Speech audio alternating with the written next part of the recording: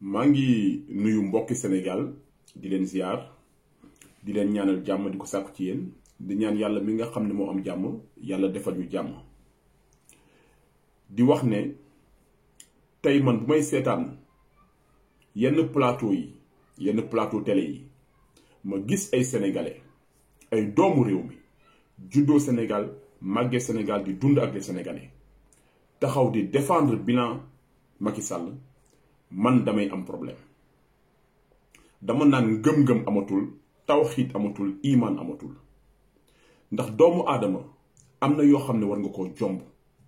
même bu dul dara sax nga xool sa diggante ak sa borom ndax le président Macky Sall ñun sénégalais yi ñoo ko tànn porté ko à la magistrature suprême mu jàkkaarloo ak askan bi jàkkaarloo ak kilifa diine yi xool ñu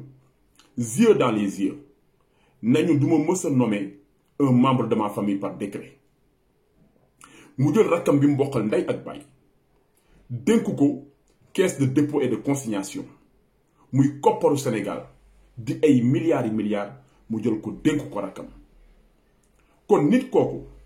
lan la kàddoom di njariñ nit kooku ana intégrité am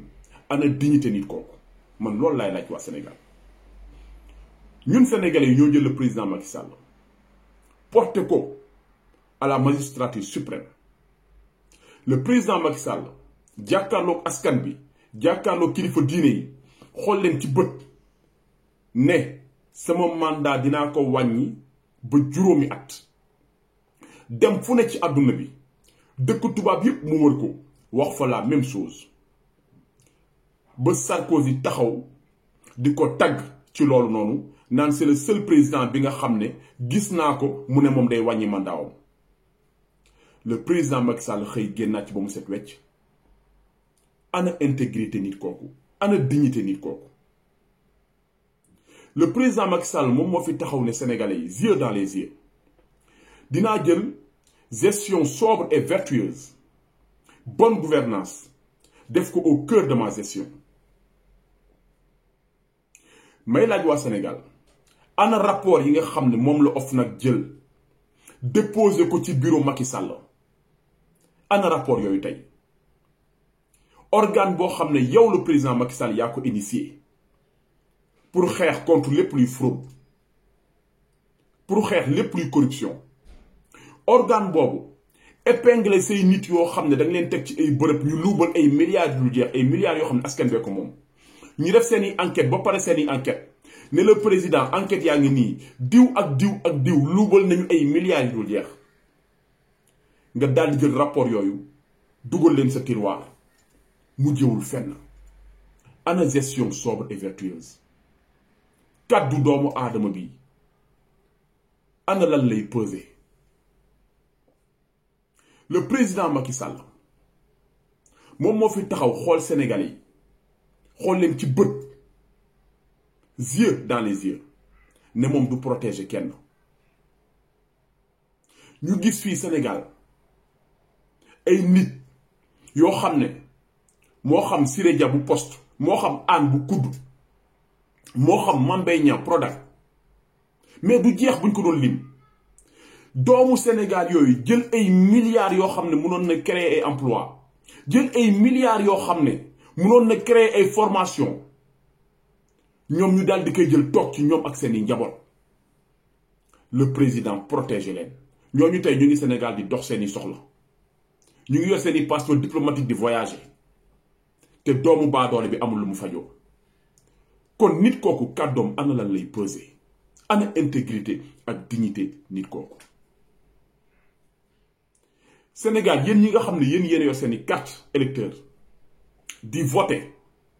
na ngeen jàpp ne am ngeen ci part de responsabilité ci bu ngeen voteloo nit ci bu ngeen voté pour nit kooku noonu am ngeen ci part de responsabilité ndax taskatu xabaar yi naam dëgg la am na ci ñu bari ñoo xam ne dañ leen a jënd waaye gëm naa ne am na ñoo xam ne ñu ngi def seen liggéey correctement te ñooñu noonu jël rapport yooyu noonu fexe ba ngeen jot ci yéen askan bi taskatu xabaar yooyu noonu def seen liggéey lu nekk mën leen cee fekk yéen askan bi ngeen xam loolu ëllëg ngeen war a jël seen carte pour voter na ngeen bàyyi xel ci seen diggante ak seen borom te xam ne àdduna lépp day jeex te lépp fii lañ koy baax. Sénégal du dëkk boo xam ne metti naa defar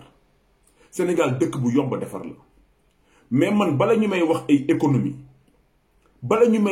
économie ay investissement ay secteur primaire tertiaire ak yooyu man nañ ma wax d'abord bonne gouvernance parce que bonne gouvernance ci lépp lu mu amul du baax moom mooy jub di jubal ci lépp lu mu amul du baax moom moo war a nekk base moo war a nekk socle bi nga xam ne moom mooy porter secteur yépp yi nga xam ne ñu ngi ci biir réew ndax nit bu nekkee ci ab bërëb di fa def naka sudul noonu di fa sàcc alal di fa luubal kooku mënuñoo yaakaar ci moom mu liggéey wala mu naan keneen na def liggéeyam correctement kon bala ñuy wax ci économie nañu wax d'abord ci bonne gouvernance Sénégal nañ ko jël teg ko ci ay raay yu baax Sénégal nañ jël bonne gouvernance ñu jiital ko bañ a parparloo bañ a jël ay nit teg leen ci ay poste mu nekk ay poste de complaisance ngir diw laa bokkal wala diw moo ma neex ndax le président Macky Sall bu demee bay jël beau-père bu demee bay jël ki nga xam ne moo takk maanaam yaayu Marème Faye Sall mu jël ko nommé ko PCA Petrosen man je me dis que là nous avons touché le fond boo demee bay jël sa goro ki nga xam ne moo takk yaayu Marème Faye Sall nga nommé ko PCA je me dis que là nous avons touché le fond Petrosen nga xam ne moom mooy yor suñuy wàllu pétrole nga jël ko teg ko ci kaw nommé ko nga ne loolu doy la nga jël rakku Marème Faye Sall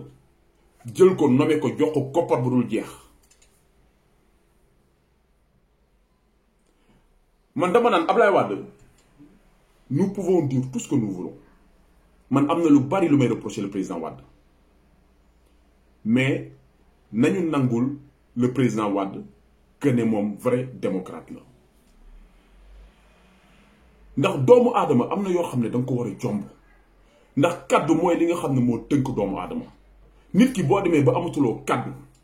man dama naan li nga xam ne moo tax ñuy wax doomu aadama nekkatul ci yow maanaam dafa mel ni nekkatuloo doomu aadama yow leneen nga kon nañu bàyyi xel ci loolu noonu ndax am na lu bari loo xam ne le président Macky Sall daf ñu koo dig te lam ci waxoon yépp dafa waxeet et li gën a garaaw mooy sunu démocratie bi nga xam ne ñun Sénégal pays africain yépp dañoo ñeewoon ci sunu démocratie tey démocratie boobu noonu le président Macky Sall bëgg a jël moom la ñu bëgg a xañ te nekk na loo xam ne nekkul affaire u activiste yi rek nekkul mbiru Guy Marius Sagna rek mais c'est l'affaire de tous les Sénégalais kon di ñaan kilifa diine yi di ñaan kilifa gox yi ñu wax ak le président Macky Sall mu bàyyi xel te xam ne ëllëg du añ du reer waaye lu mat a sédd la Sénégal tey nekk nañ ci position boo xam ne defar réew mi moo gën a yomb yàq réew mi ndax yàlla lépp lu baax ci biir suuf ci kaw suuf ci biir géej ci naaj yàlla jël na ko jox ko africain yi moo tax man dama naan yàlla Afrique la gën a bëgg ci àdduna bi ndax lépp lu baax Afrique la ko jox mënuma nangu ñi naan africains yi ñoom ñoo gëmul seen bopp déedéet am na ci africains yu gëm seen bopp mais ñi ci gëm seen bopp ñépp dañ leen sàkkal pexe te dëkk nag pour mu avancer pour mu génn ci situation bi day am leader boo xam ne day gëm boppam génnee ci waa dëkk boobu boo demee tey Rwanda le président Kagame boo ñëwee aéroport Rwanda li ñuy njëkk a def mooy ubbi sa valise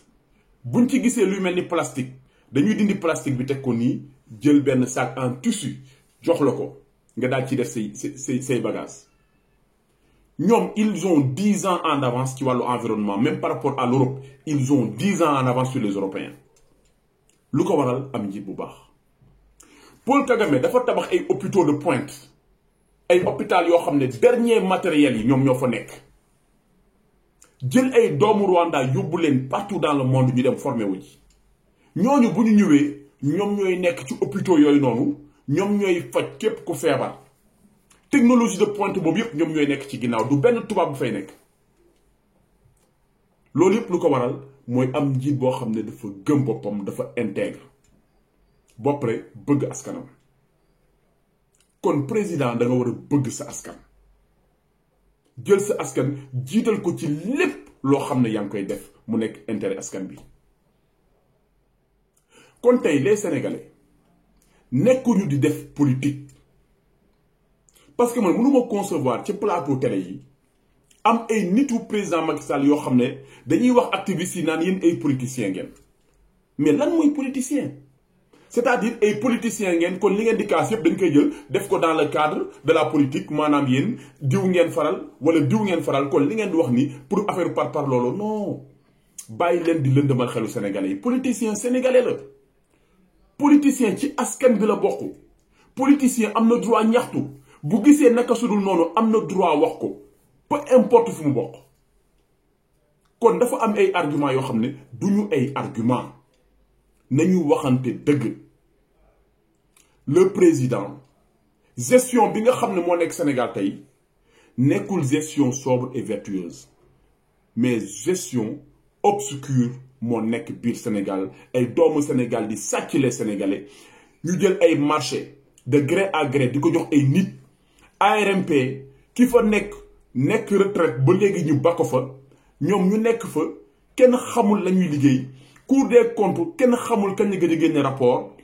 inspection générale d'État kenn xamul kañ la gëj a génne rapport dafa am loo xam ne man dama ne Sénégal ñun nan lañ doon def ba Sénégal egg ci situation bi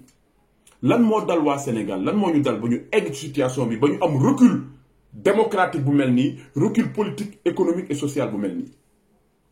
ndax li nga xam ne sax mu ngi am ci société bi muy wàllum LGBT ak yeneen yooyu loolu yëpp dafa ñëw fekk si benn gestion boo xam ne dara baaxu ci kon man sénégalais laay waxal et plus particulièrement la jeunesse sénégalaise na ngeen jóg te xam ne seen avenir moom moo tax ñun ñuy wax na ngeen jóg te xam ne seen suba moom moo tax ñuy wax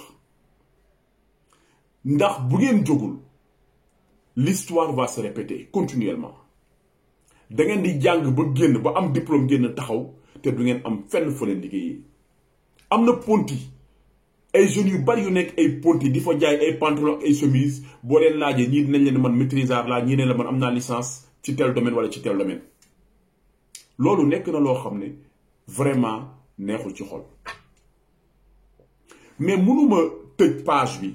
wax ci économie tëj page bi sans wax sur le président Ousmane Sonko. Le président Ousmane Sonko bundu xatal bi nga xam ne ñu ngi koy bundu xatal di ko jéem a terroriser di ko jéem a décourager loo ci yoon bi mu jël yaakaar ne loolu mën na koo décourager loo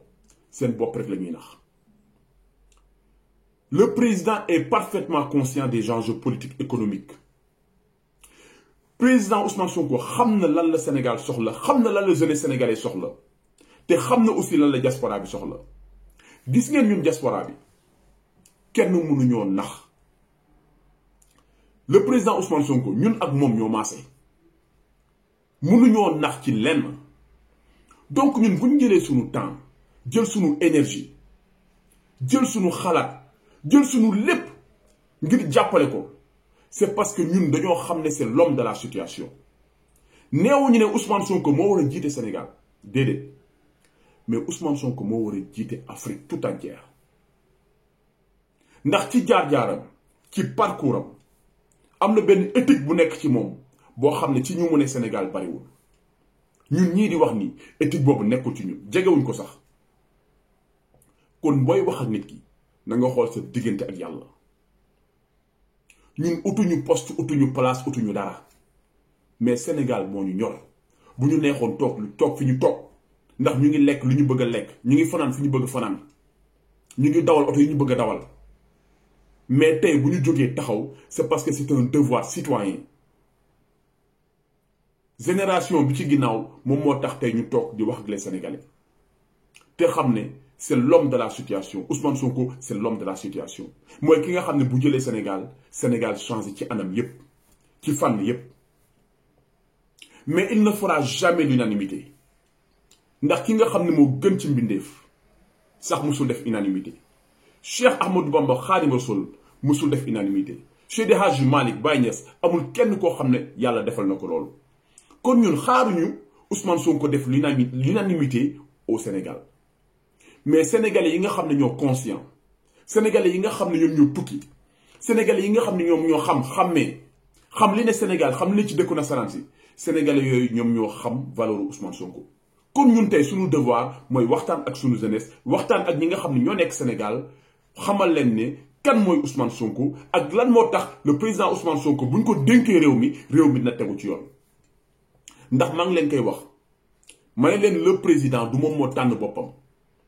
du moom moo ñëw ne def leen ma président Pastef nit ñee ko xool ba mu doy leen ñu ne ko yow la ñu bëgg nga jiite ñu ndax gis nañ sa jaar-jaar ku set loxo nga ku jub nga ku mën liggéey nga ku xarañ nga te gëm nañ ne boo yoree réew mi na tegu ci yoon. le président Ousmane Sonko pression yi nga xam ne mu ngi koy subir que mu nekk ci vie de famille que mu nekk ci entourage am que mu nekk assemblée nationale. pression yooyu yëpp da koy dékku parce que xam na li ne ci gannaawam xam na ne ay sénégalais yu déterminé xam na ne ay patriotes yu déterminé ñoom ñoo nekk ci gannaawam mu jaral leen lu nekk kon loolu moo may doole le président Ousmane Sonko. ma ciy profité également di lancer appel naan patriotes yi surtout de la diaspora lii nga xam ne moom mooy plan bokk naa phase 2 bi il faut que ñu jàpp ci. nañ ci jàpp parce que àdduna bi tey finance mooy politique ku amul finance néew ma doo dem de waaye dina jafe trop ndaxte àdduna bi lépp loo bëgg a def rek dafa laaj finance. kon la diaspora nañu fexe même bu dee chaque weer da ngay jël 5 euros wala 5 dollars nga dem ci site bi plan bokk naa phase 2 bi dugal ci 5 euros yooyu jëmale 2024 dina nekk loo xam ne dina jàppale bu baax projet Ousmane Sonko. bu ma nee projet Ousmane Sonko mooy defar Sénégal pour Sénégal baax ndax au-delà même des élections présidentielles de 2024 bu leen fàtte ne local yaa ngi ñëw Macky Sall mën na pousse ba sonn mais tôt ou tard élection locale yi dañuy ñëw législative day ñëw te Pastef bis bu jëlee ay localité Pastef bis bu jëlee ay département ak région Sénégal yëpp di ngeen xam lan mooy bonne gouvernance di ngeen xam lan mooy gestion ndax Pastef dina jël ay dëkk yor leen ci anam yu gën a rafet def fa yokkute ba Sénégalais yépp gis ko teg ci seen bët mu leer leen ni ñii nii jël région bi liggéey lañ ca liggéey bu leen joxee réew mi daañu liggéey bu baax. kon nag nañu fexe ba plan bokk naa bi même bu dee chaque weer dañ ciy dugal 5 euros wala 10 euros nañ ci jàpp 10 milliards yi nga xam ne ñu ngi koy laaj war nañ ko mën a dépasser de très loin parce que ñun diaspora bi amuñu lu dul Sénégal rek la ñu am kon nañu ko jaral. donc di ziar ñëpp di jaajëfal ñëpp di ñaan yàlla defal Sénégal ñëpp jàmm malade yi nga xam ne ñoo tëdd ci hôpitaux yi di ñaan yàlla sunu borom mu wéral seeni cër